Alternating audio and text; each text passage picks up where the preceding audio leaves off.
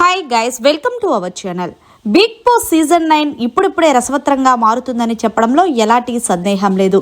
ఇక స్టార్ మా నుంచి తాజాగా ఒక ప్రోమో రిలీజ్ అయింది. ఆ ప్రోమోను ఒక్కసారి చూసినట్లయితే బిగ్ బాస్ హౌస్ లో నామినేషన్ ప్రక్రియ చాలా వాడివేడిగా జరుగుతుందనే చెప్పాలి. అయితే అన్ని సీజన్లో నామినేషన్స్ వేరే, ఈ సీజన్లో నామినేషన్ చాలా డిఫరెంట్ గా ప్లాన్ చేశాడు బిగ్ బాస్.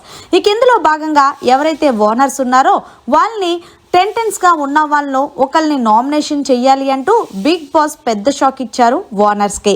ఇక ఓనర్స్ ఎవరైతే కామన్ మ్యాన్స్గా ఉన్నారో వాళ్ళందరూ కూడా ఎవరిని నామినేషన్ చేస్తే బాగుంటుందని ఎవరి అభిప్రాయాలు వాళ్ళు చెప్పి చివరికి సంజనాని నామినేషన్ చేస్తున్నాం బిగ్ బాస్ అంటూ సంజన పేరుని చెప్పారు.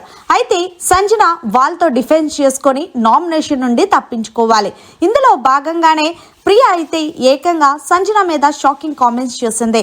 నీ బ్యాక్ బిచ్చింగ్ మాకు నచ్చలేదు, అంతేకాదు నువ్వు వెనకాల ఒకటి ముందు ఒకటి మాట్లాడుతున్నావంటూ ప్రియాంక సంజన మీద సంచలన వ్యాఖ్యలు చేస్తుంది.